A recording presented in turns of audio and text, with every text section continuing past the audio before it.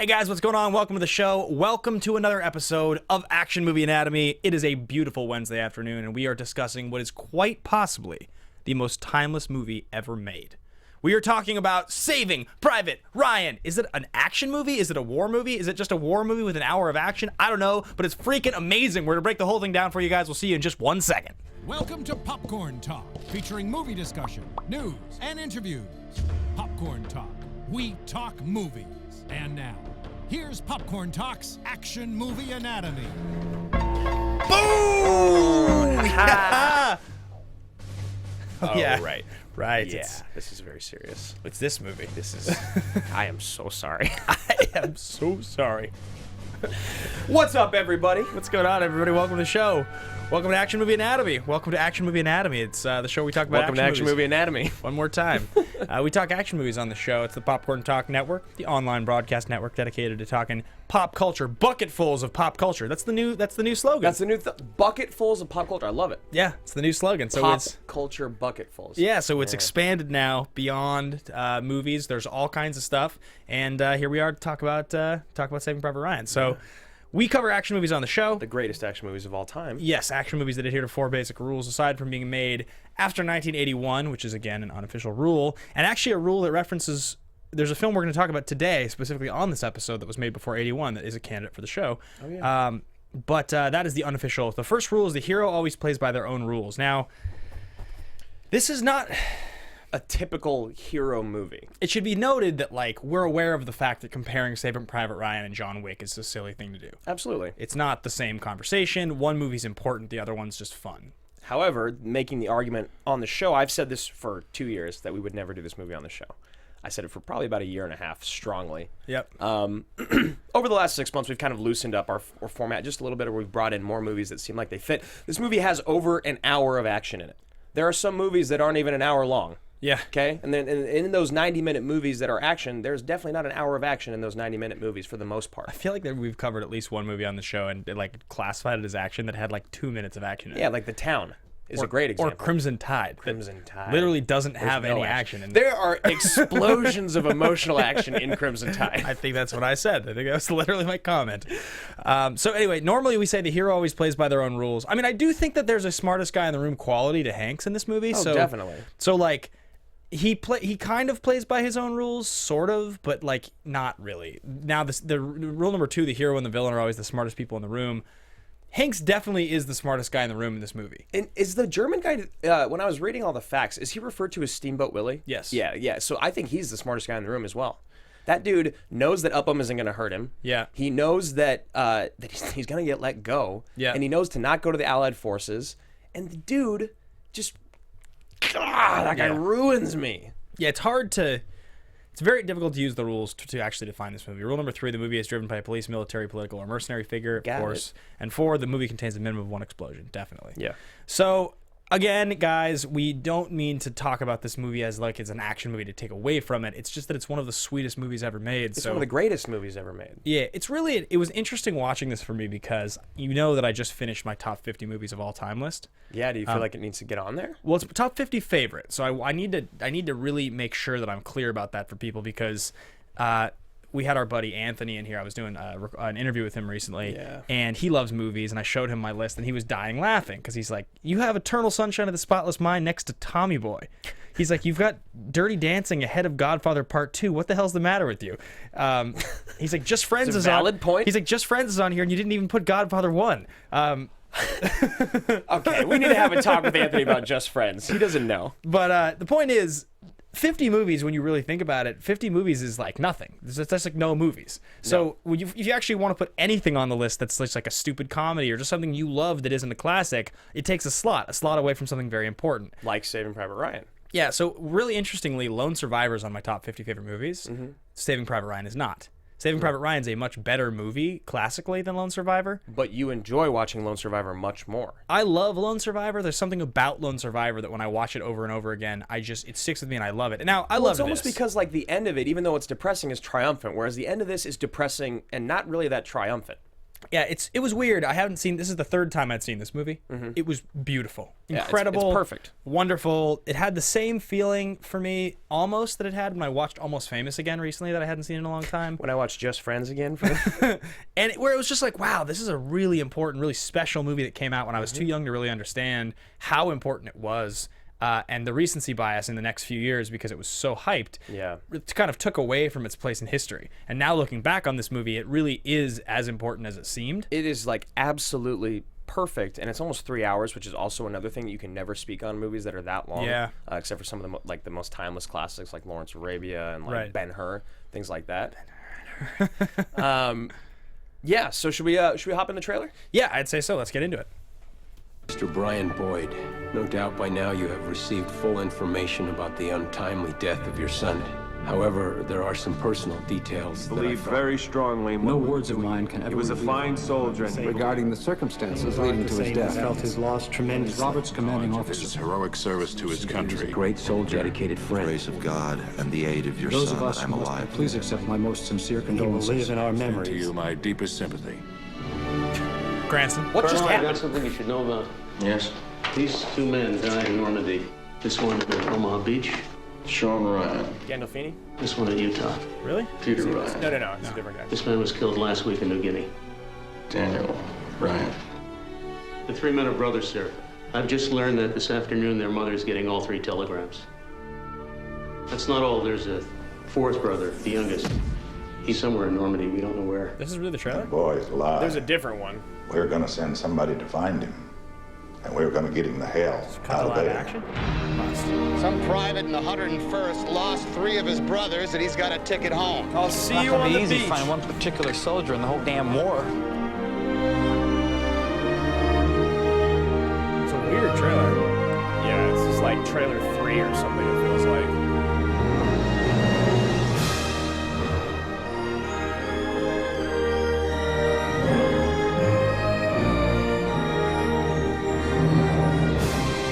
Good trailer, though. No, we can't take the kids. I don't know anything about Ryan. It's just a name. But if finding him so he can go home, if that earns me the right to get back to my wife, well, then that's my mission.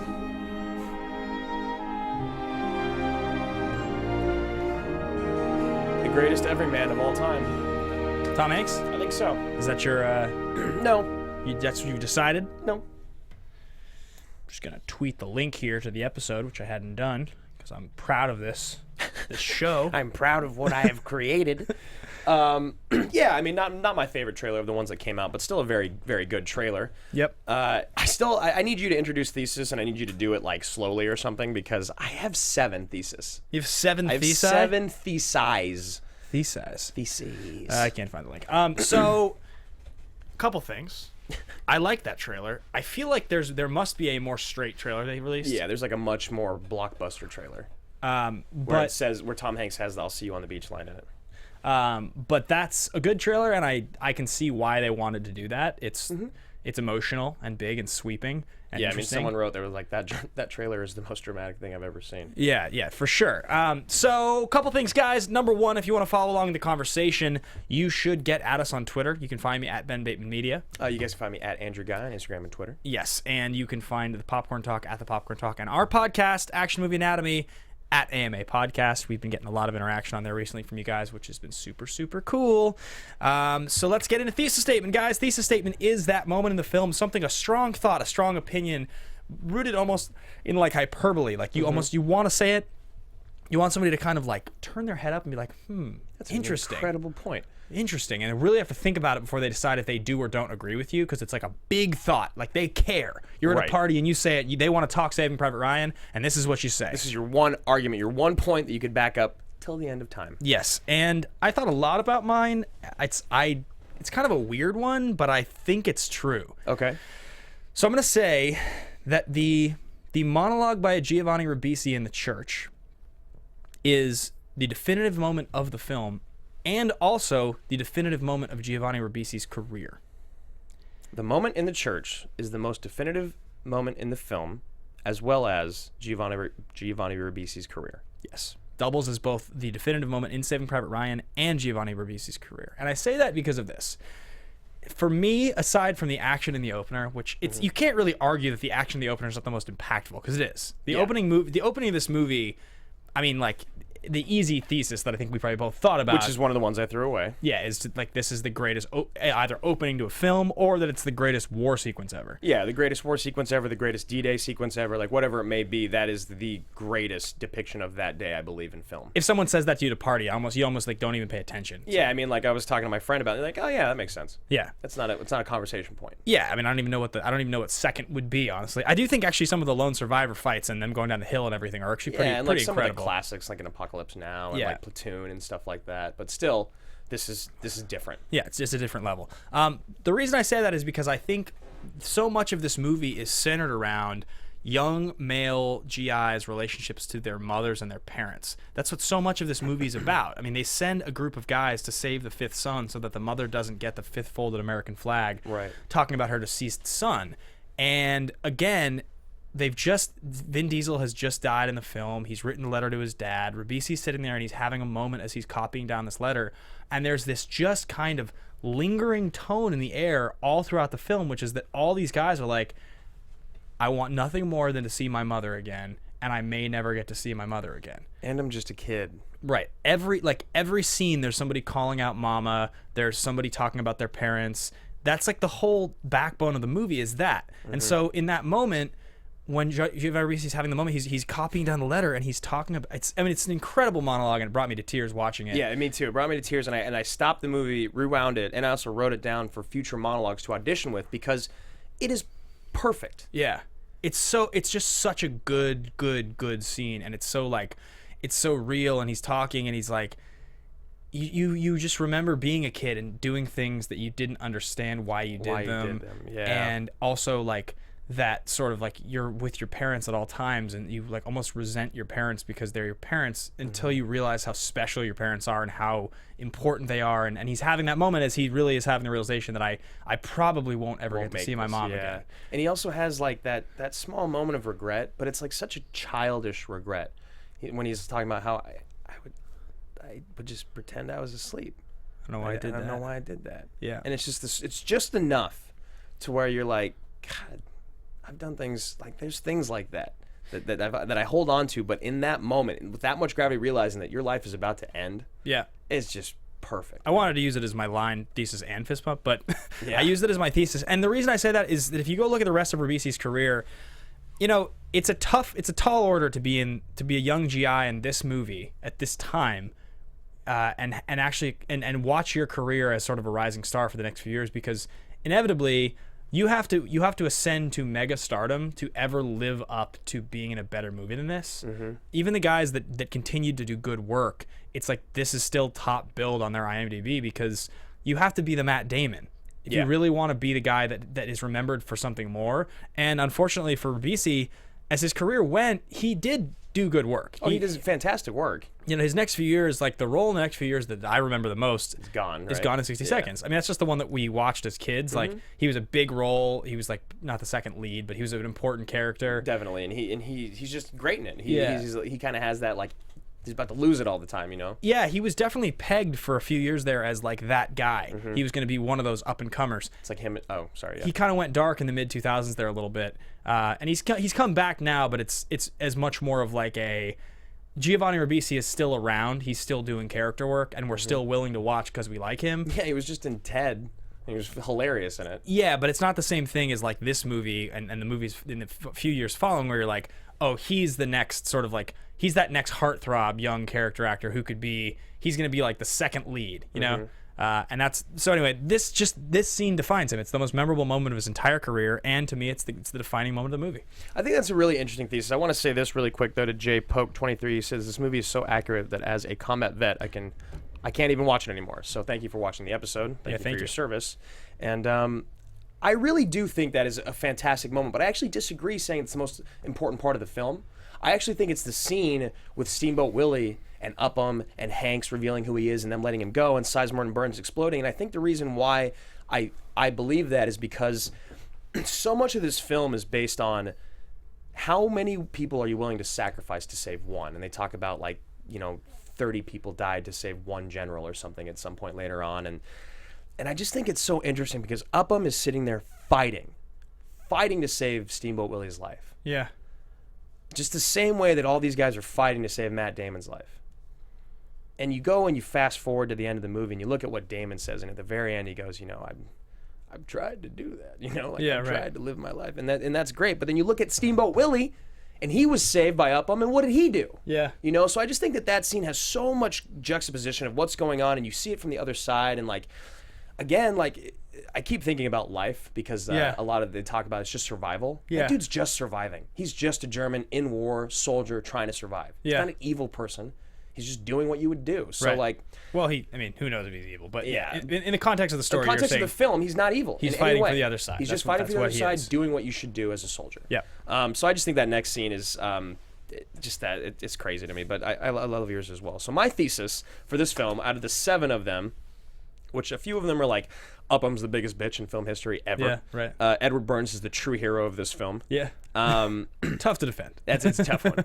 But I think my fist pump is that this film has the saddest deaths of any film ever. Heartbreaking deaths. Absolutely heartbreaking. If you want to go from the least sad to the most sad, we can start with Vin Diesel. Yeah. Just trying to help a little girl out. Pretty sad death, shot, too. struggling, dying out in the street slowly, and he holds up the letter for his dad. That's the first one. Yeah. And then you go on to Sizemore's, he's just a badass. It knocked the wind out of me. But then Hanks looks over and you see him, and you see Hanks, and his getting shot by Steamboat Willie. These all are sad. Yeah. Giovanni Ribisi's death is heartbreaking. Heartbreaking. Screaming out for mama, asking how big the wound is. I wrote down the dialogue for it because it's just how big's the hole? How's it look? How's it look? Yeah. Put my legs up. And then at some point after that, he's like, they shot me. Yeah. And then he asks, how big's the hole? And then he's like, I want to go home. I want to go home. And then Hank's like, what can we do? He's like, I just want a little more morphine. Yeah. Yeah. But the Goldberg death I can't even watch it. Yeah. I can't because it just speaks so many volumes, getting murdered by the Hitler Youth knife by that guy. That death is, I think, I like watching Requiem for a Dream. I like the last 30 minutes of Requiem for a Dream. Yeah. I cannot watch Adam Goldberg's death in this movie. Yeah, it's so sad as Upham's on the stairs. Right there, and he's the private that they're all rolling on top of. Yeah. Yeah. Just can't. Yeah, can't even, man. It's brutal, man. No question. Guys, if you want to share your thesis statements, we will shout them out. Anybody in here that wants to share that. So moving on to the next part of the show, guys, we're getting into fist pump moment. It's weird to talk about fist pump moment in a movie like this. It's a very different type of fist pump. Yeah, and I tried to think about a lot of the different ones. Fist pump moment, guys, if you're watching or listening for the very first time, is that moment in a movie where something happens and you just kind of look around and you're like, God, this is so fucking sweet. I get to watch the rest of this movie right now. This is so awesome. God, I love this movie. And there's definitely a lot of those moments because this movie's great. It's a great movie. The one that I went with is such a small moment. I would go with the Ribisi scene in the church. Yeah. Because the Ribisi scene in the church definitely is the moment that sticks with me the most in this movie. Yeah. And it is the definition of a fist pump because it brings you to tears. And it's not even bringing you to tears like in a Goldberg dying way. It's bringing you to tears like this is like a really emotional part of the movie way. Yeah. That I relate to. But actually, I went something much smaller. And it's just that he puts the crew together and there's that scene where they're coming over the hill. And they're backlit and they're almost like silhouetted. Mm-hmm. It's right when they're first walking in the fields before they all start talking and you see them come over the hill. And it's just like almost like a slow-mo silhouette of them coming over the hill. And I think you see the green of the grass and they're just black silhouettes.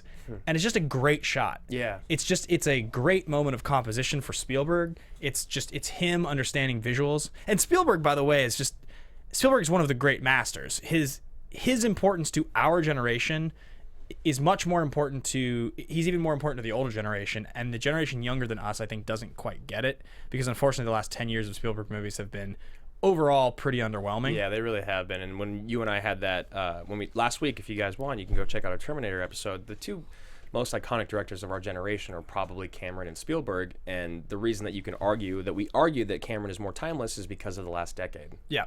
His movies, he's made less movies, they've stood the test of time more.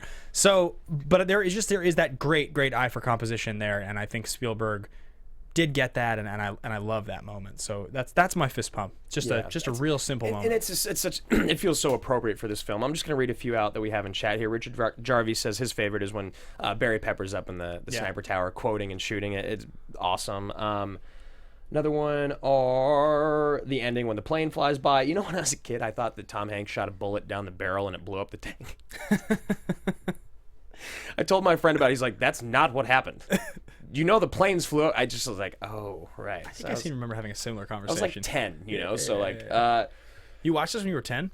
I watched it, I watched it with my mom and her boyfriend at the time, and I remember my mom, like, looking over at him, being like, I don't think he should watch this, and me being like, I have to watch this, and she was, like, not happy. I don't think I watched this for a few years. Yeah, I watched it, like, right away. So, my fist pump, I think, it's just Sizemore at the end. His whole death sequence is incredible. So, like, all the way to when he gets, like, out of ammo, throw the helmet, and he shoots the guy like, God, fuck you, you know, he's like, damn it. Walking around, he gets the wind knocked out of him, and he says that. It's just, he's just a badass. He's and like great. To think about what Sizemore was going through while filming this, that was like one of the few moments where you kind of got to like chuckle and enjoy the movie for a minute. So I remember that happened. I was just like, fuck yeah, that's what I'd do. Yeah. Big shout out to sorry, you just read his Jarvie. Richard Jarvie? Richard Jarvie, sorry. Had to control a brain fart. Big shout out to Richard Jarvie. Thank you so much, by the way. I've been doing this show on Anchor every single day called Fist Pump Film Club, and he called in, and he's counting his 50 down with me. Oh, so he said something about that in the chat, saying that it was like brutal or horrifying to him, but I think he's done. So I'm counting my top 50 down. I've done 50 and 49. Yesterday I shared number 49 on my list, Just Friends, and Richard Jarvie shared his, which was A Good Year, the Russell Crowe, Ridley Scott movie from 03-04. I've never seen which I've never seen either. So thanks. And his number 50 was The Gray, which is sweet. Oh, that's sweet. It's a good 1-2 punch. So anybody who wants to get in on that, download Anchor. It's an awesome app. Find my station, Fist Pump Film Club, and share your thoughts. You can call in. I'll share your call-ins. It's kind of like Twitter meets podcasting. It's short-form audio blurbs. I'm just going to throw this in real quick because I know you've seen The Thin Red Line. A few people are talking about it in the chat. Yeah. How do you feel in comparison for the two? Thin Red Line versus Saving Private Ryan, I will always say Saving Private Ryan is a true, great, epic film. The script is perfect. The story is great. It does everything right. It's like a Spielberg doing exactly what Spielberg does best. Mm-hmm. The Red Line's a Terrence Malick movie. Those are very different films. They get a little long-winded sometimes. And Terrence Malick he's a master of tone. He likes to basically put photographs, like long photographs with beautiful music. Right. And they're these like that's like a philosopher's film, like disguised as a war film. When you watch Thin Red Line, it's nothing like this. It's really a completely different movie. I love Thin Red Line. It's just that it doesn't feel anything like this movie. Yeah, I agree. I mean, I've seen it a couple times, and I definitely feel like they're just in different. This movie you can argue is an action drama if you really want to. The Thin Red Line you can't. Yeah. It's just a drama. Absolutely, yeah. So moving on here to star profiles, we're going to look at where these guys were at in their career when they made this movie, and we're going to start with Tom Sizemore. Sizemore was battling a drug addiction during production, and Spielberg would tell him every single day he had to take a blood test. Every single morning before filming, he would have to take a blood test, and if ever one test was failed, no matter when they were in the movie, if they're on the last day of production, this is Steven Spielberg, he would fire him and replace him. Yep, no matter what, and reshoot the entire movie. Now, if he would have actually done that or not, I don't know if it was the last day of film, but it's Spielberg, so he could. Yeah. So what he had done, this is when Sizemore was peaking, I think. This is Devil in a Blue Dress, Heat, The Relic. He goes on to do Black Hawk Down. He turned down The Thin Red Line to be in this movie. He's in, if I remember correctly, Natural Born Killers in '94. Doesn't he have a cameo in Point Break? Yeah, more than a cameo. Yeah, he's got like a pretty good part, right? Yeah. So, and as you guys know, what's happened with Sizemore over the last the last part of his career is that that addiction and that battle took a toll on him, and he kind of fell out and faded away. At the end of the episode, we are going to do a Where Are They Now segment about the entire platoon. So this is like the biggest, like most stacked cast without knowing about it. So we'll talk about kind of everybody where they're at now. But yes, I agree with you. I think Sizemore was peaking. This was his moment. He was just in a lot of good movies. He showed up in a lot of great stuff around then, and yeah, it really was that way for a few more years. So he's great. There was a lot of people up for the Sizemore role that were close to getting it. Oh yeah, the Billy Bob one was hilarious. Yeah. Billy Bob Thornton turned down the role because he couldn't film the first scene because he's horrified of water, which is like, Man, imagine being in that position where you have to turn down one of the greatest movies of all time because you have a phobia of water. But crazy. Billy Bob wasn't hurting for work or anything. No, he did a lot of good work. I think he got Oscar nominations like in a couple of years there. Yeah, Sling Blade. Yeah, and I think he got nominated for something else right around there, I thought. But anyway, moving on to Tom Hanks, where Tom Hanks was at the time in his career. One of the interesting questions that we got on Twitter for the AMA question that I'll just throw in now is, and I wish I could have it in front of me. I don't have it written down. But the question was, is there an actor with a better decade than Tom Hanks' 90s? Let's go through the list. Let's just quickly go through the list. So you've got Apollo. He wins back-to-back Oscars. You've got Gump, and you've got Philadelphia back-to-back. Big is that 90s too? Big 80s. Late 80s. That's late 80s. You've got in the 90s. You've got Gump. You've got Toy Story. Mm-hmm. You've got That Thing You Do. Apollo 13. That Thing. Apollo 13. You've got what's it called? She's Got Mail. Which is like You've Got Mail. You've got Meg Ryan. She's got Mail. He's got Sleepless in Seattle's late 80s, right? No, they're both 90s. Oh, that's early 90s. Both of those are 90s that was movies. So funny. It was both with Meg Ryan and Tom Hanks. I feel like there's at least one other like super relevant 90s movie. I think Toy Story 2 is also in the 90s. Yeah, I'm pretty sure. Or is it 2000? I can't remember. And I think there's another big one that we're forgetting. Big at Philadelphia, as big as really. Forrest Gump. Oh well. Point is. Oh, is Green Mile 99? I think the Green Mile's 99. I don't know. I just watched it. I'm pretty sure it's 99. Anyway, the question is this the most iconic decade for an actor ever? I don't know if there's an actor that's got a better 90s. Who else would it be? Or a better decade? Who are some of the people we've talked about? Cruise. It's different. Cruise's decades are distinctly defined. Pitt in the 90s. It's pretty big. Fight Club, Seven. That's the big ones. His 2000s, it spreads out. Clooney? 2000s? Yeah, I mean, okay, let's start with back-to-back Oscars. There's like 4 times in history it's happened. Right. So you've already got that feather in your cap. That's like hard to compete with that. Then you add in the definitive Pixar movie. Mm-hmm. You're the star of the definitive Pixar movie. Yep. Throw in Best Picture 94, right? Throw in 3 more leading actor nods. One for Gump, one for this, one for Castaways 2000. Oh shit, that's the one it is. But I mean, Apollo 13, like something like 5 picture nominations of movies you're in. I mean, I don't know if there's a better one for anyone ever. Like, I mean, it's you're gonna be really hard pressed to find that because that doesn't really happen for people where they're just. Not even Daniel Day-Lewis does things like that. Not even Leo does things like that. You have to work so much, but then on top of working so much, you have to just make hit after hit after hit after hit. And not even just financial hit after financial hit. Someone goes, She's Got Mails from the other guys, right? Which makes sense. Yes. That's what I said. And then someone just said Ben went full retard on that one. What does he say? Because that's the line in Other Guys when he's like, the movie where Tom Hanks gets poison ivy up his ass? She's Got Mail. Yes, she's got mail. It's wrong. It's interesting because Jonas Tiger here says that Gump is highly overrated in my opinion. It's funny because a lot of people do say that. A League of Their Own was another one. A lot of people do say that, but I completely disagree with that. Gump's great. He is that person. Yeah. Yeah. Let's talk about our collective. No, this is not our collective. Let's talk about our top 3 Tom Hanks movies. Right. Oh, so and just real quick, just to give you the rundown: Apollo 13, 95, Toy Story 95, and That Thing You Do in 96 were the 3 that he did leading up to this film. Yeah, and big friend of the show, That Thing You Do, John Sheck. Yeah, John Sheck, our boy. He came on for Collateral recently. He did. So if you guys want to check that out, he was the lead in that film. Yeah, and he's a really nice guy. Yeah, and if you there's actually also did an interview with him for I Talk Movies just right before that. Cool interview, which is a lot of fun. He tells a lot of great stories. He was a good friend of Bill Paxton. This was shortly before Paxton passed. It's a really fun interview. You can find that here on the Popcorn Talk. More than that, though, guys, let's talk about Adam Sandler with the 90s is a good point, but there was still bad movies in there. Let's keep going. Yeah. So let's talk about top 3 Hanks. Yeah, are they ranked? It's just top 3. I think just top 3. Okay. It's a very difficult list. Without Saving Private Ryan, right? Not SPR's off the tip. Okay. So then I go Toy Story. I match that. As your 3? Yeah. Yeah, you have to. I mean, it's one of the greatest of all time. It is probably his most iconic voice, definitely. Career-defining role would be an interesting conversation here. But it's tough because he has so many. I think Forrest Gump really is, but then Toy Story is so much more successful. Super, yeah. Massive. My next one is Castaway.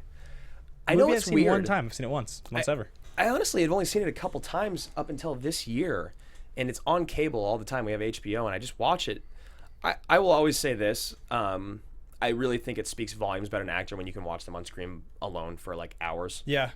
And like, you know, Tom Hardy did it in Lock. It wasn't that good. Ryan Reynolds did it in Buried. It was okay. Daniel Day-Lewis does it in the beginning of There Will Be Blood, and it's successful. Yeah. But it's really hard to do. Matt Damon does it well on The Martian, right? He's really good. And Sam Rockwell does it well on Moon, but he has a robot to interact with. So somebody just called into my station, by the way, and talked about Buried. Somebody, was it Jay Clymer Hammett? Somebody called in and was saying that they really, really enjoyed Buried. They thought it was a highly underrated movie. I said Just Friends is Reynolds' best movie next to Deadpool, and they said Buried is the movie you should watch. I could totally agree with that because I really wanted to see Buried and I just didn't. Yeah. So anyway, yeah, that was my second. I will go Road to Perdition as my second film.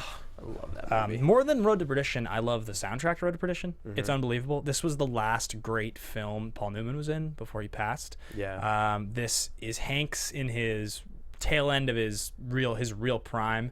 Jude Law in an important role as the assassin.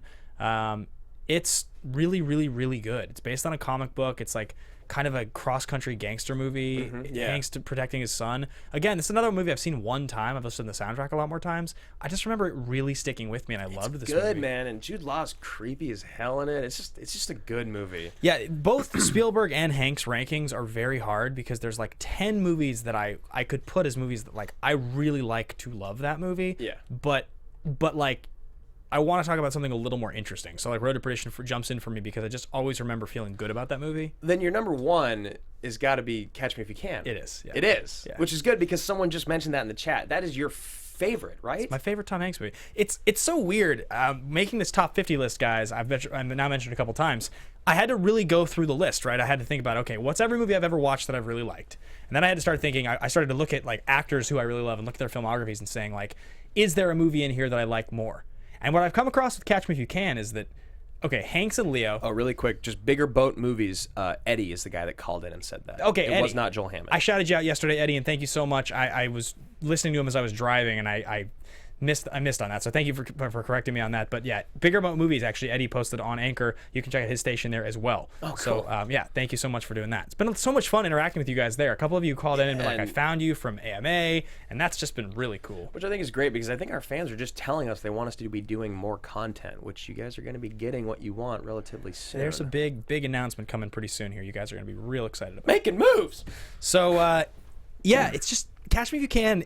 Leo and Hanks. Leo, Hanks, Spielberg. Yeah. That's like right there. You're like, well, it makes sense.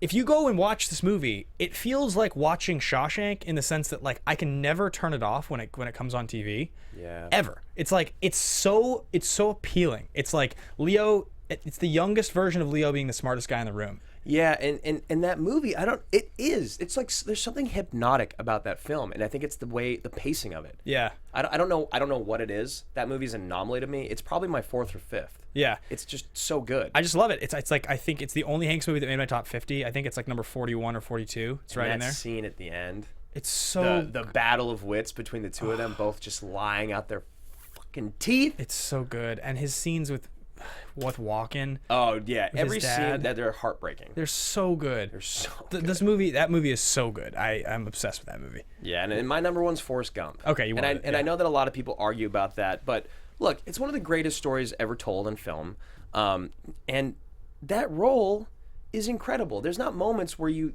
fall out of it, where you don't believe it. He's completely believable as Forrest Gump, and that monologue that he delivers to Jenny's grave at the end of the movie is one of the most heartbreaking, just beautiful things ever in film. Yeah, it was you left, right? Yeah, I miss you, Jenny. Oh, it's so good. God, every time when he says that, I cry. So that is my number one Hanks. You know, I have an interesting game to play here. We've only done this once before on the show, but I kind of think it's fitting because of who he is. God damn it! I think we should do it. I think we should play the movie game on Hanks. All right. Marissa, can we get a timer up on screen? Is that possible? By the way, guys, if this is interesting to you, it should be, because Andrew and I won our very first ever match on the Schmodown, and a lot of the points we got came in the Tom Hanks category, which our opponents got, and they bombed on. The Night Sisters, Emma Fyffe and Joel Monique, good friends of ours, they just missed a bunch of questions, and we stole all of them. We got we only missed one steal, but we did better on their category than they did. It was a pretty remarkable. Oh yeah, you're just writing some movies. Look, man, I can't do this. I'm freaking out. Okay. So guys, the way this works is Andrew and I will each have. Let's get a 20-second timer. I think that's fair because it'll only go to 20 probably towards the last round, so Andrew inevitably runs out and loses. So we're gonna go back and forth naming movies that Tom Hanks has been in until one of us gets stumped, and that will be the winner. If you can, I don't know if there's any way for you to play along. Maybe if you're watching or listening and this is not live, if it isn't streaming, pause. Take yourself 5 minutes, see how many you can write down, see how well you do. He's been in a lot of movies. So I'm going to go ahead and just say, ready to roll? Look, man, I'm getting there. All right, I'm going to start. All right, go ahead. Toy Story. Toy Story 2. Toy Story 3.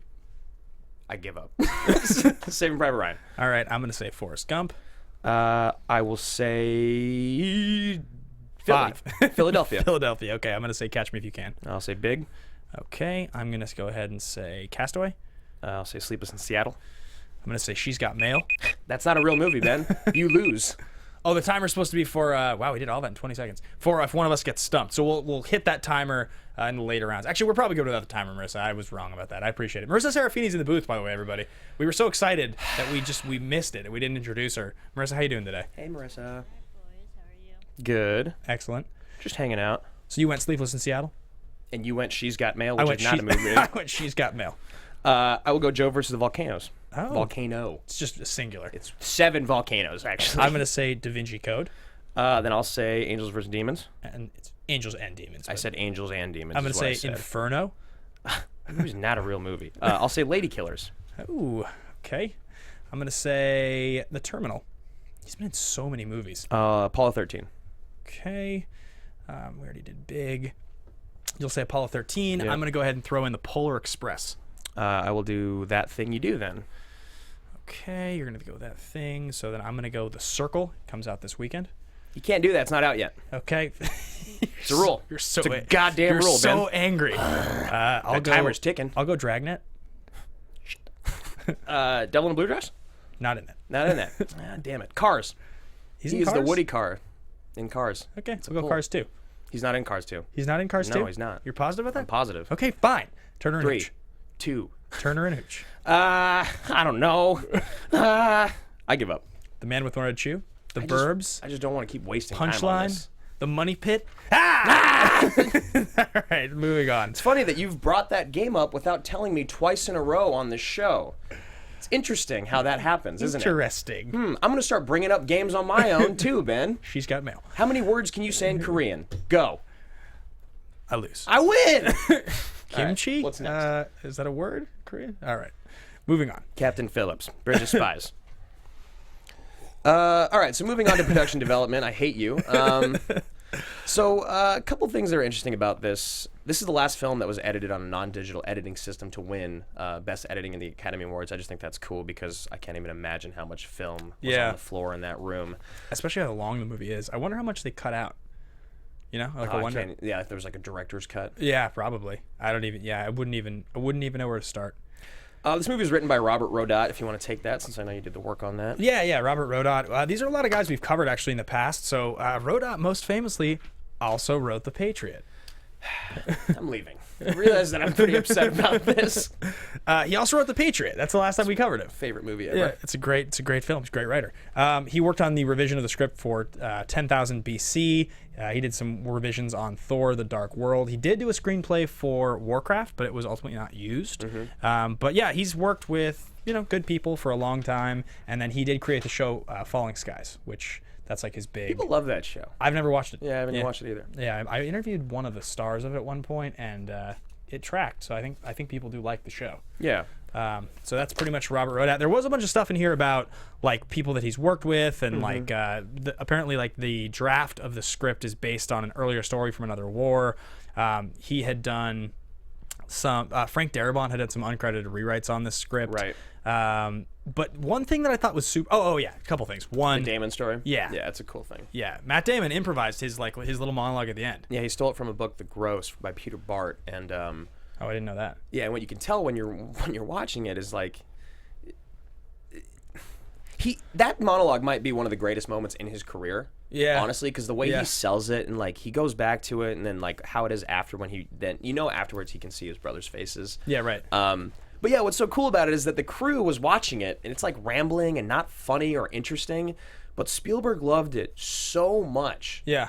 And no one else wanted to put it in the film, but Spielberg was like, no, that's going in the film. And it's perfect because you're sitting there and I think the best part about it is Hank's look on his face. Right. This is just some dumb kid from Iowa that doesn't...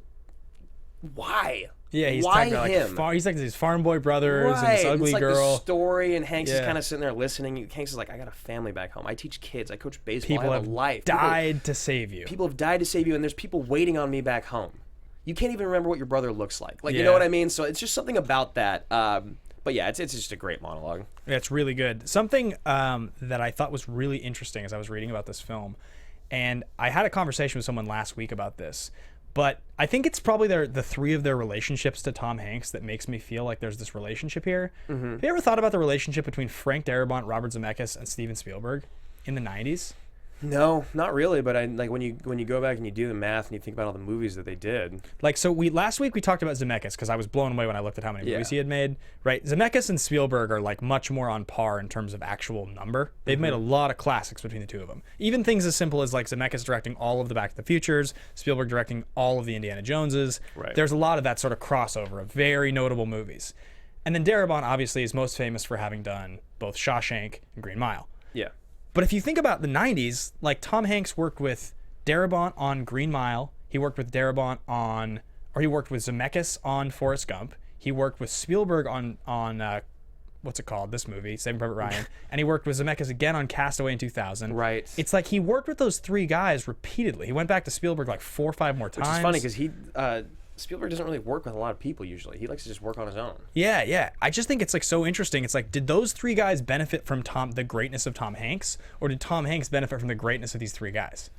Both? I think it's both for sure. Yeah. I really do, because I think no matter what you say about Tom Hanks, that dude does a great job, in everything he does. Even if the movie's not good, he's still believable. Always, no matter what. And that's really all that you're asked to do as an actor. I don't care what you say.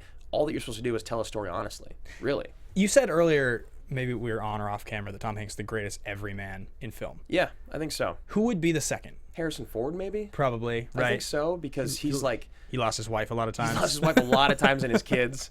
He's been in comedies. He's done everything, Yeah, they both... And neither of them were ever, like, jacked or shredded or superheroes, you know what I mean? Like, even Ford as Indy wasn't ever, like... Denzel's a pretty great everyman. Yeah, for sure. Yeah, but he feels He's more... a noble savage. He is. He feels more movie starry. He does. Than those guys. The thing about their delivery, too, I think Hanks is the best at it. Yeah. There's no movie stardom behind his delivery. No. It's just a man. Whereas Denzel could say anything, and you're like, cool. Hanks has the movie star charisma, though. He's got the charm, Yeah. Hanks has he has the all-time charm. Yeah, I mean, and you got to remember that, like, in the 90s, Tom was the everyman guy you fell in love with. Sleep in Seattle and She's Got Mail. She's Got Mail. I can't remember what it was, but there was something, like an article I read once that was like a role that would normally only go to the Toms. It was like written in the early 2000s, and it really made you realize that, like, in the 90s, Tom and Tom were king. They were... Yeah, absolutely. They were the two people that if you were going to have a franchise movie, you could base it around Tom Hanks if you wanted it to be relatable, or Tom Cruise if you wanted it to be an action movie. Or Will Smith if you wanted to be a comedy. Action comedy. If you wanted it to go down 20 years later as a comedy. Exactly. I think that's super, super interesting. But anyway, I was trying to like pivot back to another point that I completely forgot about. We'll continue moving down the line. So Spielberg... What's there to fucking say? Right, like, if you don't know who Steven Spielberg is, then just remember Close Encounters of the Third Kind, Indiana Jones, AI. He's won several Best Directors and Best Pictures, Schindler's List, Saving Private Ryan, all of the indie films, E.T., Jurassic Park, Jaws, $8.5 billion at the box office. What else is there to talk about? Like, this is the difference. James Cameron's made like 7 movies. Steven Spielberg has made 7 bad movies since making like 10 of the most classic movies ever made. Like, take his 7 last movies out of the picture, and he still has E.T., Jaws, Close Encounters, Saving Private Ryan, Schindler's List, all the indies, Amistad, all the indies. He's got like 12 classics minus his, and it's funny we never even talked about War of the Worlds on this episode yet. Yeah, or the fact that Lincoln got like 13 Oscar nominations, and we're all just like, yeah, that movie didn't happen. Yeah, it didn't. What the fuck is with Lincoln? I don't know, and it bothers me. I don't get it. We lost a trivia show because we couldn't figure out a movie where someone had won Best Actor or Best Picture in a whatever film, and like, I love Daniel Day-Lewis, and it's just what? It's like is with that movie. It's The Great White Buffalo. It's like we're colorblind to Lincoln. I don't get it. It's like something about that movie. We forget that it exists. You'll notice that on the game we played, neither of us mentioned Lincoln. It came out 4 years ago and got 13 nominations or something. With one of my favorite actors of all time. With one of the greatest directors of all time. I think collectively our favorite actor of all time. Yeah. I mean, Swayze's my favorite, but in terms of acting ability, there's no one. It makes no sense. You've not seen it, right? I've not even wanted to see it. Nor have I. Anyway, bizarre. That's a weird thing with Steven Spielberg. So anyway, Spielberg, though, as well as directing this film, also produced this film with a group of guys, Ian Bryce, Mark Gordon, Gary Levinson. So all of these are guys we've talked about in the past, actually. Levinson and Gordon are two of the major producers on here. They worked with Roland Emmerich a whole bunch, so Day After Tomorrow, 2012 are some of the movies they've worked on. A lot of like 90s stuff like The Jackal, Hard Rain. Yes, The Jackal. Ian Bryce has worked on a ton of different stuff, going all the way back to our second or third episode that we ever worked on, Speed. He produced Speed. So, but also like a huge list of stuff. All the Transformers. Yeah, 1985's Ewoks: The Battle for Endor. World War Z. Yeah, big movies. You know they're making a World War Z sequel. World War Z. What? Like that? World War Z? Schmodown? World War Z? Huh? Oh, is that one of our ones that we got right? Let's just say it was on the show. Yes. So anyway, that's pretty much the group. Spielberg, though, interestingly enough, has over 150 producing credits. Yeah, he's produced more than he's directed, and again, the money is just insane. It's astounding. Yeah, we can throw up his box office here in a second. We'll talk about it in a minute. So before we move on from Spielberg, a couple things. One, I think we want to do a collective top 5 on Spielberg. I think that seems like a good idea, considering all of the movies we've just been rattling off. Yeah. I think you do a collective top 5. And guys, if you want to do a top 5 with us, please put it in the chat or at AMA Podcast. Let us know. We're going to try to zip through this. Fifth for us, these aren't entirely ranked, but we'll just say the first one we're mentioning is the indie series. Yeah, I think there's varying opinions. It's funny because a lot of people say Raiders of the Lost Ark is the best. Henry. God damn it. And then you like Last Crusade. Last Crusade's the one that I watched growing up. I think I've only seen it a couple times. Temple of Doom is the one I watched growing up. The Ball, right? The Ball, or what do you mean? Or is The Ball in Raiders? I don't remember. The Ball's in Raiders, yeah. No, it's in Temple, but that's also the monkey brains and the heart. Yeah. He tears it out of his chest. Yeah, it's just awesome. So, yeah, indie movies, and I think if you ignore those, we'd get crucified. Yeah, except for Crystal Skull, because that's bad. Yeah, and there's a fifth one coming out with Chris Pratt in the lead, right? Isn't that the deal? Yeah. So the indie movies we can throw it in again just because I know we've already talked about it. Catch Me If You Can, we can collectively say is not necessarily number 4, but is on the list. I think we both like that movie. You mentioned earlier it was probably top 4 or 5 for you. Yeah, absolutely. I love Catch Me If You Can. Minority Report? Yeah, definitely. We've covered that on the show before. Absolutely. I have learned to love that movie more and more every time I watch it. It's always on cable again. That is maybe... No. Let's keep going. I don't want to say anything crazy. Quick thought. Well, remind me to come back to this because I have a point that I want to make about Minority Report. I would say probably number 2 for us or on the list is Jurassic Park. Oh, definitely Jurassic Park. The Lost World. Obviously. No, just Jurassic Park. The one with William H. Macy? I think he's in 3 for some reason. Oh, is Lost World the second one? Second one's the one with that's right. Vince Vaughn and Julianne Moore, is that right? And the third one's the one with William H. Macy and Laura Dern comes back, maybe? Oh, God, I don't know. That series really went off the rails. Off the deep end. Yeah. Though the world seems to love Jurassic World. Roxy Stryer especially. You and I hated that movie. Yeah. We were not fans. We were not fans. And there's another one of those coming out. Yes, there is. And then number 1 is Schindler's List, which, Yeah, it's just like this movie. It's the perfect depiction of something that you don't always want to know about or watch. I think another one of the AMA questions that came up was, is this Spielberg's best movie? And the only movie really, in my opinion, would be Schindler's List. It's Schindler's List or Saving Private Ryan. I mean, there's the whole multitude of other movies we've mentioned, all could be in the conversation. And somebody would say Jaws is his best movie. Somebody would say E.T. is his best movie. You can make the arguments.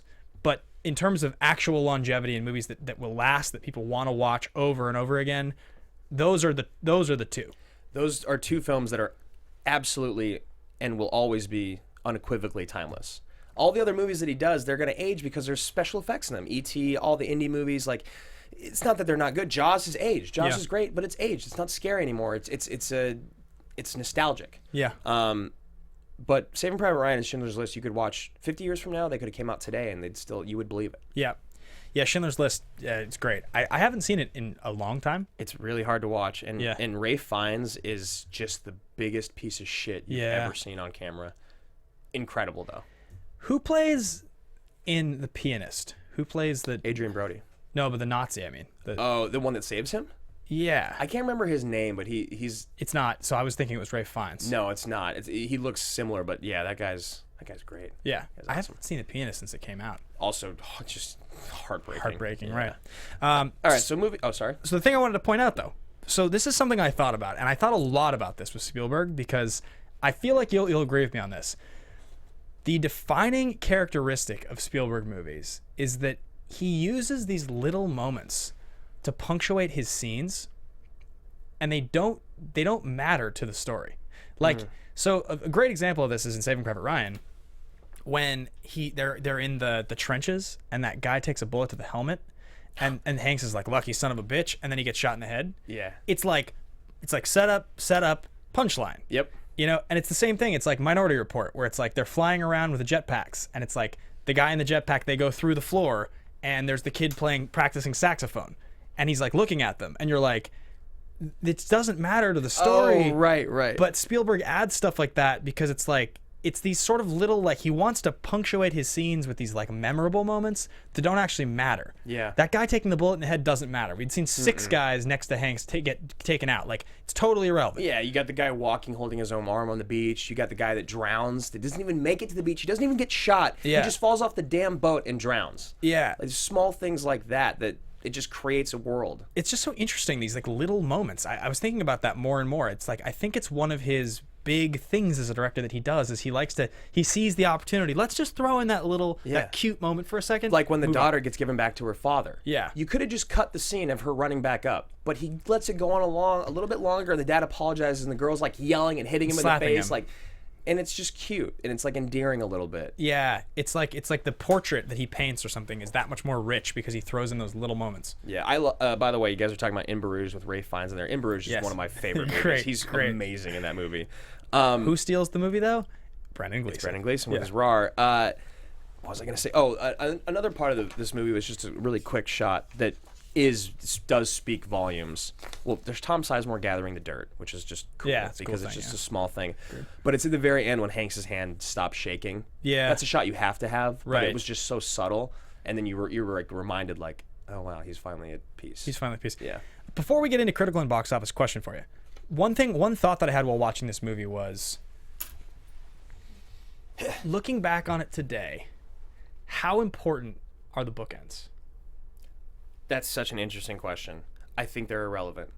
I found myself thinking, definitely at the beginning it seemed irrelevant. Definitely at the beginning it felt like this feels like the beginning of The Rock. I don't need this. It totally did. Yeah. The end, it was like it made I miss you so much. a little more sense. But even in the end, I was like, he asks her if he's lived a good life, and he says, I've tried to do what you said. We don't know if he's lived a good life. It almost doesn't matter if he's lived a good life, and it's almost in Hollywood. It takes away from it. It does, and because he's just a kid. He's just a kid, and also, you're taking away the last line of the movie from Tom Hanks. You're taking away the earn it from him. Yeah, that's the best part of their relationship. That's the whole before and after is all in tribute to that line. Yeah, you don't need. It's like an improv when you pull out a gun. You say, "I've got a gun." Right. Yeah. I don't need you to do that. I can see you got a gun. Indicating. Yep. Yeah. I just like, the more I thought about it, the more I was just like, that feels like the one misstep, the one unnecessary moment in the movie. It really does. It's so weird. It's actually the same thing as Green Mile. That all that shit, the cutback stuff feels like when you watch it, you're like, I'm gonna get where the short story had to go somewhere. You couldn't just tell this story and have it be this long. But all the stuff about supernatural and living forever, it's like, this is just not good. Extra. It adds the movie in a way it doesn't. That movie aged pretty poorly. Yeah, I just watched it for the first time last week, and I was kind of like, man, this is not very good. That's one of the ones you'd have to have watched when it came out to appreciate it now, I think. All right, so moving on to critical and box office, this is going to be very interesting to talk about because this movie was incredibly successful. Yeah. DreamWorks produced this movie for only $70 million. I think that might be what blew my mind more than anything in this. Yeah. Like, this movie only cost $70 million, and like 10 million of it or something was spent on the beach. Yeah. It was like, it took 4 weeks to film that Normandy day scene, and they would just move like inches up the beach and just shoot. So $70 million to produce it, or to make it, and it opened July 24th in 1998. It grossed $216 domestic, an additional $265 worldwide, for a grand total of $481 million. This was the first movie for DreamWorks to cross $100 million at the box office, and it opened at number one at $30 million.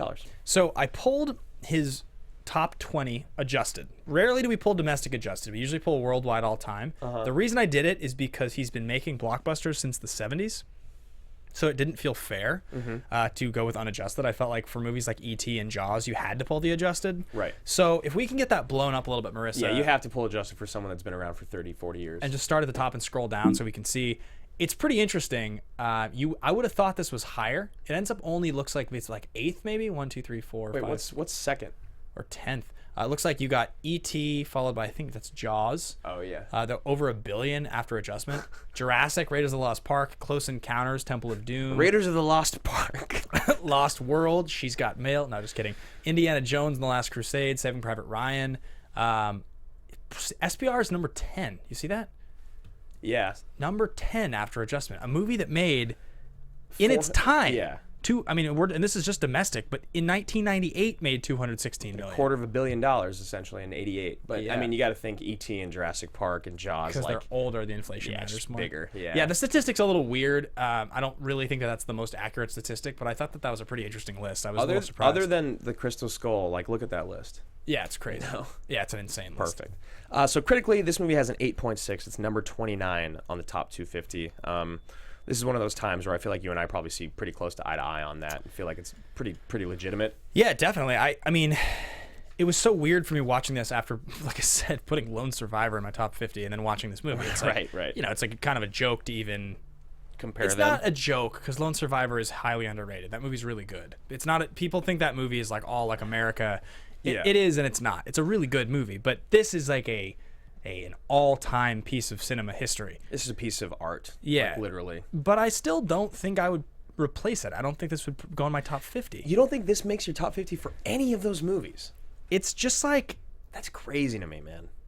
What I realized when I looked at the list, because I did the one fix I mentioned last week. Which was? I found room for Transformers the Animated Movie. She's got Raiders of the Lost Ark. I kicked off Slumdog Millionaire. What? Yeah. For what? Transformers the Animated Movie. Oh my god, dude. All right. I can't even listen to you right now. Really? I love Slumdog. Huge fan. Look, I know Transformers is great, but like... But this is what I was just alluding to, though. This is what I was getting at. What I realized about the top 50 is that it has more to do with memories associated with numbers of times you've watched a movie.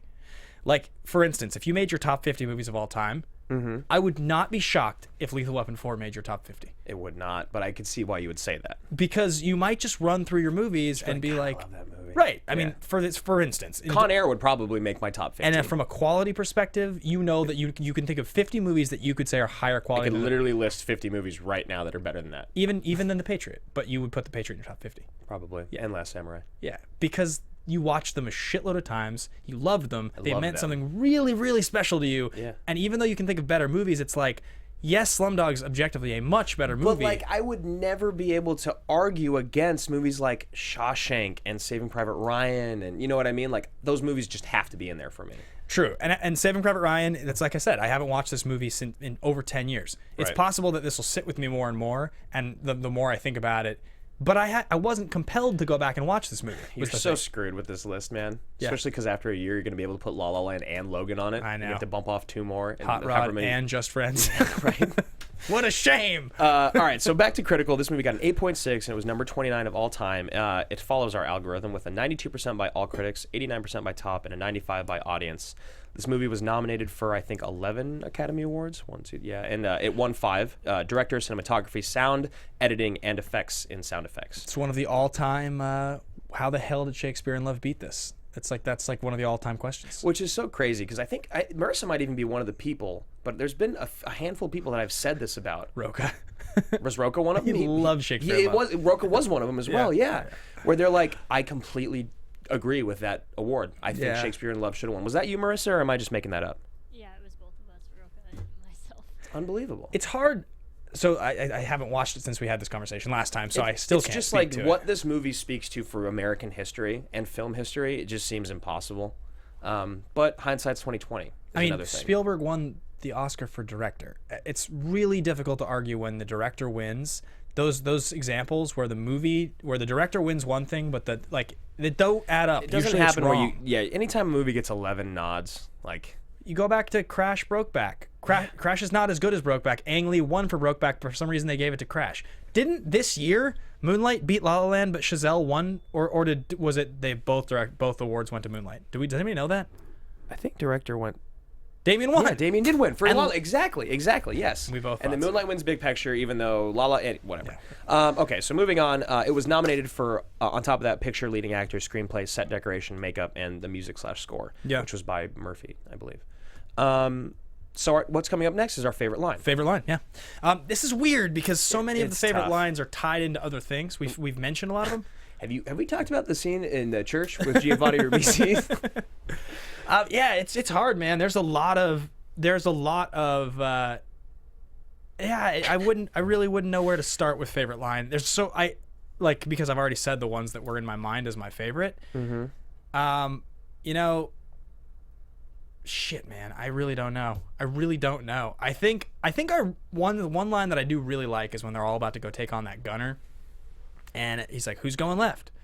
Who's going left?" And he's like, "I'll go left." And then, and then Sizemore's like, "Maybe I should go left." He's like, "Maybe you should shut up."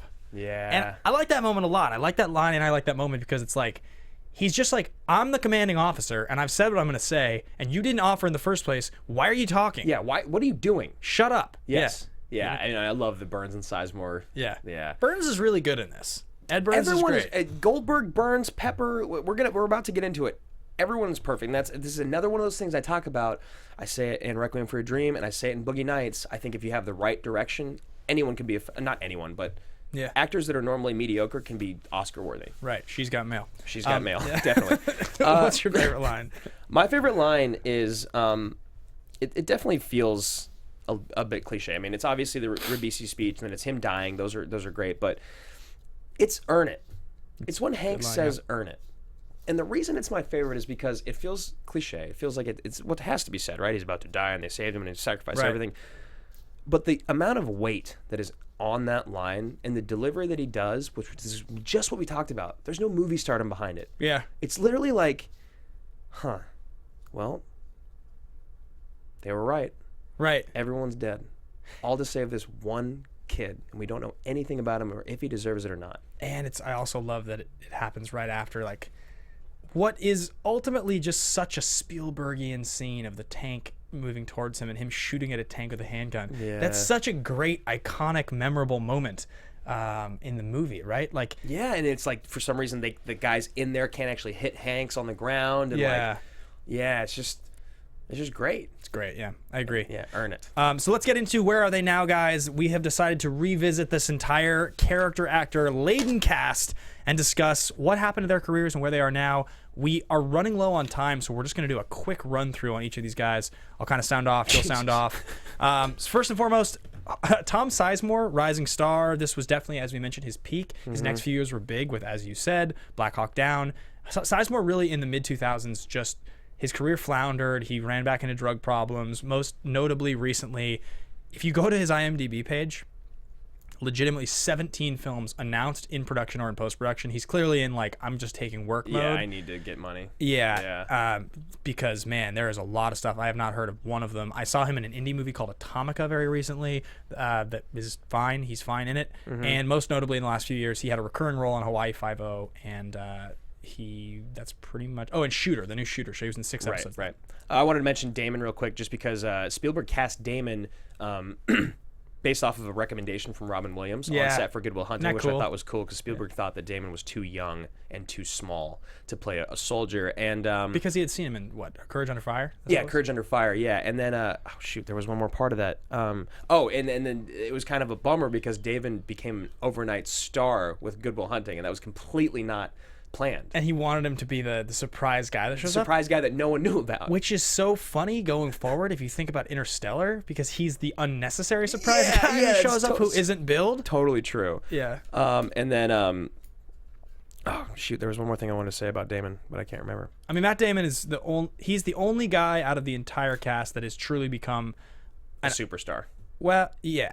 Diesel definitely. Diesel is too, but like not in the same way. But different. Damon. Yeah. Damon's iconic as like, this is an actor who could be nominated or win an Oscar for any movie he's in, but he also could like lead an action franchise. Right. Whereas if you then jump over to Vin Diesel, this is really interesting. He had written and directed his debut Strays. He was also the lead in that. Yeah. Yeah, which Spielberg saw and then cast him in this role. He got paid $100,000 with like no credits to do this movie. And then Diesel's career took off. You know, he's in the Fast and the Furious movies. He's like Triple X. Yeah.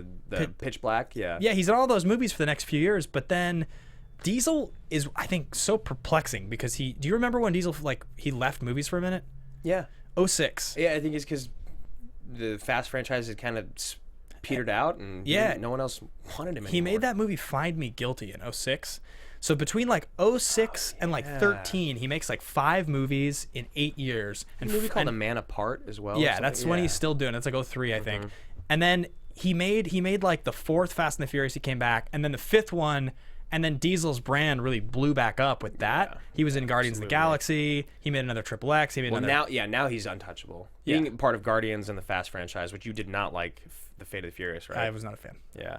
One more thing I did want to say about Damon, which I thought was cool, is that he did not participate in any of the boot camp that everyone else did, and he did not have to go through any of the shit that the platoon did, so that they would have a grudge against him while they got to see So they would resent him. Yeah, and that look that Burns gives him right before they're about to go into battle. It's like, you piece of shit. Yeah. But then it's also like, but you're my brother. Yeah, right. Yeah, it's a cool look. Speaking of Burns, Edward Burns, he had a pretty interesting career. He kind of seemed like he would be like a heartthrob for a little bit. Like he might be like the leading man in like rom-coms. Did you ever have the moments watching this movie where you're like, you look exactly like Ben Affleck? Oh, yeah, of course. Yeah. And you're also just like too good looking. Yes. That's just him. Yeah, he's just kind of had an interesting career, very successful writer, director, actor credits, and he's most recently created the show Public Morals. Yeah, Burns is in he's made like 5 or 6 movies. He's really more known as like as a director who puts himself in his own. He writes and directs and puts himself in his own movies. He kind of seems like had he gone more in the direction of acting, and he's one of these guys like Peter Berg who shows up as an actor sometimes. Right. But he seems like if he was a guy who had been like, I'm just gonna be an actor, he probably could have done it. But he wanted to be more creative, so he directed a bunch of films. Still what he's doing, Public Morals. I'm not sure if it's still on. Goldberg's like one of those like above average character actors who's just been around forever, right? He's Eddie. He's Matt LeBlanc's roommate in an early season of Friends. Yeah, he's in Deja Vu. He's in Entourage. I think he's one of the most underrated character actors out there because he's always fine. Yeah, he's always good. He's always good. He doesn't ever steal the scene in the way that it takes away from the movie. And if he does steal a scene, it's because he does a great job. He talks a lot in Deja Vu. He does. God, his death is just incredible. He's got a recurring role in the Jim Gaffigan Show and in Fargo on FX. Speaking of recurring roles, Barry Pepper, who played the sniper, awesome. He didn't work a lot. He worked on a lot. He worked a lot until Saving Private Ryan, and then he kind of like drifted away. And in 2011, he appeared in The Kennedys. Yeah, it was that TV series about the Kennedys, and then he's got a recurring role in The Maze Runner. He actually, of all the guys in this cast, he was one of the ones that I expected when I looked him up to see that he had like done very little work. Yeah, and I was surprised to find he's pretty consistently worked on reasonably high-profile stuff since this movie. Like every couple of years, he'll get something. I think he should. He's great. Yeah, though I do think that he's probably the least developed of all of the GIs. He gets the least. He gets his like sort of prayer moments. You know what I mean? Yeah. Where he's shooting. And that's about it. Yeah, I agree. I feel like there just needed to be a little bit more backstory, but the movie's already so long, they probably didn't have any. They could have maybe just switched lines around a little bit in some of those scenes. Yeah. Because in a lot of those scenes where they're all interacting, he's kind of just quiet. I think stoic. he was in like the sniper kind of movie. Was it? I think so, that he got after this maybe. In any case, yeah, Pepper. Ribisi, we talked about already. He was just in that brand new show, Sneaky Pete, the Amazon series, that I've heard really good things about. But he was kind of like Diesel in the same way. Around 04 to 09, he kind of disappeared. He was in stuff, but it wasn't anything anyone was seeing. And then in 09 with Avatar, and he came back with Public Enemies, and then the last, his last 7 or 8 years, he's been in a lot more stuff again. Right. But it's different now. He's an older character actor now. When in this role, and when he was younger, he was like really baby faced and really sweet, and he had that soft voice. He's in Boiler Room. He's just that guy you liked. Right. Paul Giamatti, I totally forgot was in this. Yeah. Incredibly successful career. He's an Oscar winner. He's in Billions now. Yeah, straight out of Compton. He just popped up. That was like the first time I'd seen him in a while. San Andreas too. Yeah, San Andreas, which I didn't really watch. Billions, like you said. And then this is an interesting thing because Paul Giamatti has an incredibly high RAR. We don't have the time to talk about RAR today. But I think there's a really big argument to make for Burns and Ribisi in this film. Yeah, big time. We'll get to that. When we announce our new thing, guys, RAR is a whole discussion we're going to be having. You can postulate, I know what you think RAR is. Yes. Or go to Fist Pump Film Club, because I'd probably talk about it. I'm sure you did. And then Jeremy Davies, who I remember as Daniel Faraday from Lost. That's the role that I remember him for the most. I just remember hating him forever. Fair enough. Do you wonder if maybe his career did, like, do you ever wonder about that? Because like, they take on a role that's so something. Yeah. That you just don't want to see him in things anymore? Well, here's what's interesting about that. I have never seen Jeremy Davies in any of the shows I'm about to mention. He won an Emmy for Justified. Right. Just a few years ago. He was in Sleepy Hollow for a ton of episodes, Texas Rising, and he has 2 episodes in American Gods coming up. He's like a super prominent TV actor. I can't think of... I haven't seen his face other than Lost since the mid-2000s. But apparently... I know, when I looked up his picture, I was like, I don't know who this guy is other than in Lost. Yeah. Aside from those guys, there were a bunch of other guys in this cast. Cranston. Yeah, Bryan Cranston shows up. Ted Danson shows up. Yeah. Nathan Fillion, did you realize that was him? Yeah. So he's the kid. Yeah, he's the Wrong Ryan. The Wrong Ryan, yeah. What do I know him from? Firefly and just came and out. Castle. Yeah. Yeah, I did recognize him though, and I was like, and that's also a really good scene. It's cool. Yeah, really good scene. All right, so moving on, we've got our categories. We'll break them down and let you guys know. Yeah, there's what 3 they action are. movie categories, guys. Totally ridiculous, totally legitimate, and ridiculously legitimate. They are what they sound like. Totally ridiculous movies are like Con Air, Face Off. You just kind of like laugh the whole time. They're great. They're entertaining, but they're really silly movies. Ridiculously legitimate's the middle category, and that's like Point Break, Predator, movies that are they are grounded, like The Rock, where they have a great couple performances maybe and a good solid plot, but they're silly too. You laugh unintentionally a lot. But they kind of hold together. They're right in the middle. And then totally legitimate movies are just what they sound like. They're classics. Yeah. And we even say movies like T2 is totally legit. Absolutely. It doesn't have even to just... Terminator was totally legit. Yes. And I think it would be impossible to argue. We would have to quit the show if we argued it was anything otherwise. This is totally legit. Yeah. It's really easy. You guys are saying a lot of really nice stuff about us in the chat, about AMA and just us on the channel and our show and the network and all that, so we really appreciate it, guys. We really do. Guys. So last but not least, guys, we have one thing left, and that's called the Pitch. Schwammo. So couple things, guys. First and foremost, follow along the conversation. Follow us on Twitter. You can find me at Ben Bateman Media. You can find me at Andrew Ghai. You can find our Twitter for the show at AMA Podcast. And we are taking next week off. A well-deserved quick break, and it's mostly because Andrew's filming a fucking movie. Yeah. Woo! Yeah, man. I am. I'm so excited. This is like the biggest thing that's ever happened to me in my life. He's like a real thing. Like he's taking 3.5 weeks off from life to go film the lead in this movie. He's going like we are doing like interesting pre-tapes to try to get our shows taped for the weeks that he's not here because he's not available because he's going to be a movie star. I'll be in studios. I'll be on location. I really can't. I can't wait. I'm gonna miss the show next week. Yeah. But we will be pre-taping for the following week, and we've got a good one. We've got a huge one. And it's also coming out the same week that our second episode of the Schmodown is being released. Yes, we come out. That episode comes out on May 2nd. So on May 3rd, you're going to be able to catch us here talking Mission Impossible 2. With the Cruise Hunt. Douglas Scott. John Woo. Oh, man. Probably the biggest miss in the franchise. Easily the biggest miss in the franchise. Although you hate number 1. I do. I mean, what I've realized is we're eventually going to cover both of them on this show. It's impossible. There's only like 5 more Cruise movies we can actually, in good conscience, even cover on this show. Right. Like that are actually movies that are relevant. It's like it's like Oblivion, MI1, MI2. Yeah, if we wanted to cover Oblivion, I guess you've got War of the Worlds. I don't think you can cover. No, you can cover War of the Worlds. Yeah, you can cover War of the Worlds. Somebody has suggested Night and Day several times. There's like Days of Thunder. Yeah, there's 7. The Mummy's coming up. But there's not too many we get to cover still. So Mission Impossible 2 is the next one we got coming. We're going to burn through all of them. Oh, and really quick, guys, if you guys are, I'll be acting in it. If you guys legitimately are thinking about starting an AMA fan page on Instagram or Twitter or on Facebook, if you guys do a Facebook one, Ben and I will be happy to hop on there and interact with you guys. As for Twitter, you should probably just interact with our Twitter more because we could be better about that. But honestly, if you guys want to make an AMA Facebook page, we'll be happy to update you guys and pop in there. 100%. It'd be amazing. That'd be so fun. Love that. Yeah, it'd be great. Guys, thank you so much for listening. Thanks for watching. This has been another excellent episode of Action Movie Anatomy. And yeah, we've covered how many of your favorite movies in this category of the action category are left?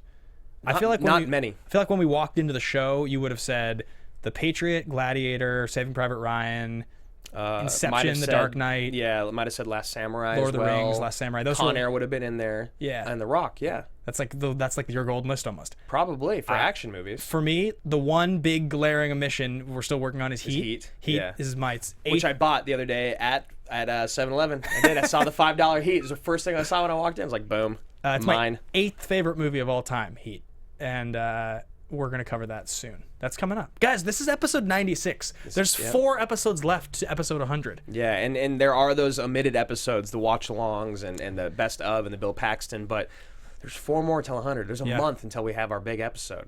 Episode 100. So we won't be here next week, guys, but find us on Twitter, watch the old episodes, tweet at us, let us know your thoughts, and look forward to Mission Impossible 2. Thank you so much for watching. Thank you for listening, and we will see you guys when we see you. Bye. From producers Maria Menounos, Kevin Undergaro, Phil Svitek, and the entire Popcorn Talk Network, we would like to thank you for tuning in. For questions or comments, be sure to visit popcorntalk.com. I'm Sir Richard Wentworth, and this has been a presentation of the Popcorn Talk Network. The views expressed herein are those of the hosts only and do not necessarily reflect the views of the Popcorn Talk Network or its owners or principals.